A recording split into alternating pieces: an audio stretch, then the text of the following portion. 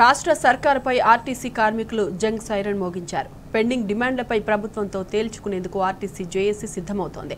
ఎన్నికల మేనిఫెస్టోలో పెట్టిన అంశాలను వెంటనే అమలు చేయాలని కోరుతూ దశల వారీగా ఆందోళనలు చేపట్టనున్నారు. తమ హక్కుల సాధనకు ఆర్టీసీ కార్మికులు ఆగస్టు 27 నుండి ఉద్యమ బాట పడుతున్నారు.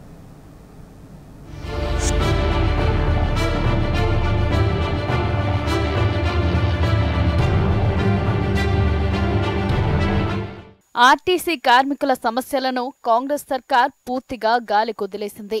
ఎన్నికలకు ముందు ఆర్టీసీ కార్మికులకు 5 హామీలిచ్చిన కాంగ్రెస్ పార్టీ అధికారంలోకి రాగానే వాటిని పక్కన పెట్టేసింది. ప్రభుత్వంలో ఆర్టీసీ విలీన ప్రక్రియ ఇప్పటికీ పూర్తి కాలేదు. 2 పీఆర్సీ బకాయిల హామీ తుస్సుమంది. వచ్చే పీఆర్సీ పరిధిలోకి ఆర్టీసీ కార్మికులను చేరుస్తామన్న వాగ్దానం కూడా చెత్తబుట్టలో చేరిపోయింది. రాష్ట్ర ప్రభుత్వ ఉద్యోగులతో సమానంగా ఆర్టీసీ కార్మికులకు అన్ని సదుపాయాలను కల్పిస్తామని ఒద్దరగొట్టిన కాంగ్రెస్ నాయకులు చివరకు ఆ హామీని కూడా అటకెక్కించారు. ఆర్టీసీ బస్సులను ఆధునీకరించి విస్తరిస్తామన్న మాట నీటి మూటే అయింది. అధునాతన సౌకర్యాలతో కొత్త సర్వీసులను ప్రారంభిస్తామని కాంగ్రెస్ నాయకులు కొండంత రాగం తీశారు. కానీ ఇప్పటికీ డొక్కు బస్సులే రోడ్ల మీద లాగిస్తున్నారు. ఆర్టీసీ యూనియన్ పునరుద్ధరణకు అనుమతి ఇస్తామని చెప్పి ఇప్పుడు ఆ ఊసే ఎత్తడం లేదు అధికార కాంగ్రెస్ పార్టీ.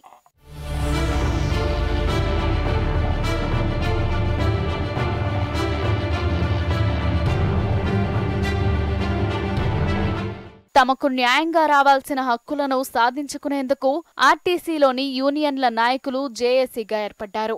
కాంగ్రెస్ ప్రభుత్వం ఎన్నికల మేనిఫెస్టోలో పెట్టిన హామీలనే అడుగుతున్నామని, కొత్తగా ఏమీ కోరడం లేదని జేఏసీ నాయకులు అంటున్నారు.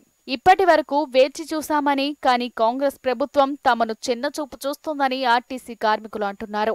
ఉద్యమ కార్యాచరణలో భాగంగా ఆగస్టు 27న రాష్ట్ర వ్యాప్తంగా నల్ల బ్యాడ్జీలతో నిరసన, సెప్టెంబర్ 10న హామీలను అమలు చేయాలని కోరుతూ డిమాండ్ డే పేరిట నల్ల బ్యాడ్జీలతో విధుల నిర్వహణ, అక్టోబర్ 1న ఇందిరా పార్క్ వద్ద సామూహిక నిరాహార దీక్షలు చేపట్టనున్నట్టు ఆర్టీసీ జేఏసీ చైర్మన్ ఈదురు వెంకన్న తెలిపారు.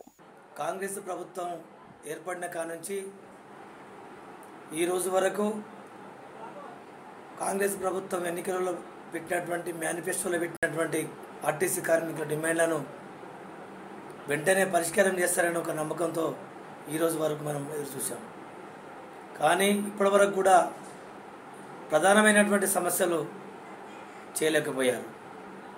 మొన్నటికి మొన్న జరిగినటువంటి అసెంబ్లీ సమావేశంలో బీఆర్ఎస్ ఎమ్మెల్యేలు కావచ్చు, సిపిఐ పార్టీ ఎమ్మెల్యేలు కావచ్చు, మిగతా ఎమ్మెల్యేలు కావచ్చు, అసెంబ్లీలో ఆర్టీసీ కార్మికుల సమస్యలను లేవనెత్తినప్పుడు మరి ప్రభుత్వం దాని పట్ల వ్యతిరేక భావంతో, దాటవేత ధోరణితో ఎదురు దాడి చేసి తిప్పికొట్టే ప్రయత్నం చేసి వాయిదా తీర్మానం పెడితే వాయిదా తీర్మానాన్ని కూడా తిరస్కరించినటువంటి పరిస్థితి కార్మిక వర్గం అంతా చూసి చాలా అసంతృప్తికి, అసహనానికి గురైంది. మీరు చేస్తారని చెప్పారు కాబట్టే మీ ప్రభుత్వం మీద విశ్వాసంతో, నమ్మకంతో ఆర్టీసీ కార్మిక వర్గం అంతా పోయిన ఎన్నికలలో మరి మీ అందరికీ మీ యొక్క ప్రభుత్వానికి మద్దతుగా నిలిచి కార్మిక వర్గం అంతా మీ సపోర్ట్ చేయడం జరిగింది. మరి ఎందుకు టీజీఎస్ ఆర్టీసీలో కార్మికుల సమస్యలు పరిష్కరించడంలో ఆర్టీసీ యాజమాన్యం నిర్లక్ష్య ధోరణి అవలంబిస్తుందన్నది ఆర్టీసీ జేఏసీ భావిస్తున్నది. కార్మికులపై రోజురోజుకు పనిభారం మోపుతూ వేధింపులకు గురిచేస్తుందని ఆందోళన వ్యక్తం చేస్తున్నారు. ఆర్టీసీ జేఏసీ 40 అంశాలతో కూడిన మెమోరాండాన్ని ప్రభుత్వానికి అందజేశారు. ప్రభుత్వం నుంచి కార్మికులకు రావాల్సిన బాండ్లు, బకాయిలు 200 కోట్లు, 2 పీఆర్సీ బకాయిలు, డిఏలు ఇప్పటి వరకు పరిష్కారం కాకపోవడం కార్మికుల్లో అసహనం పెంచుతున్నది. ఎన్నికలు రావడం జరిగింది. ఎన్నికల్లో కూడా ఆ రోజు ఉన్న కార్మికులందరూ కూడా ఇవాళ జాబ్ సెక్యూరిటీ లేదు, ఇబ్బందులు ఉన్నాయి, పనిభారం పెరిగింది, తర్వాత 3 పీఆర్సీలు 2 పీఆర్సీలు పెండింగ్ ఉన్నాయి, తర్వాత 11 డిఏల ఏరియర్స్ రాలేదు, తర్వాత 2013కు సంబంధించినటువంటి 50% ఏరియర్స్ బాండు రాలేదు, తర్వాత ఉద్యోగ భద్రత లేదు, రాజ్యాంగ పనిభారం పెంచి కార్మికుల మీద ఒక దమనకాండ ఉండి యూనియన్లు లేని పరిస్థితి రావడం వలన కార్మికులందరూ కూడా బాధాతప్త హృదయంతో కాంగ్రెస్కి పట్టం కడితే రిలీఫ్ వస్తుంది, వాళ్ళన్న చేస్తారు అని చెప్పి ఆనాడు మరి అసెంబ్లీ ఎన్నికల్లో కాంగ్రెస్కి పట్టం కట్టిన ఆర్టీసీ కార్మికులు. అప్పుడు కాంగ్రెస్ పార్టీ ఎజెండాలో పెట్టడం జరిగింది. శ్రీధర్ బాబు గారి కమిటీలో ఆర్టీసీని పరిరక్షిస్తాం, 2 పీఆర్సీలు చేస్తాం, బకాయిలు ఇచ్చేస్తాం, తర్వాత ఈ మెర్జర్ ప్రక్రియను కూడా వేగవంతం చేస్తామని చెప్పి స్పష్టమైన హామీ ఇవ్వడం జరిగింది. ఆర్టీసీ కార్మికుల సమస్యల పరిష్కారానికి తక్షణమే ఆర్టీసీ ట్రేడ్ యూనియన్ల ఎన్నికలు నిర్వహించాలని ఆర్టీసీ జేఏసీ నాయకులు డిమాండ్ చేస్తున్నారు.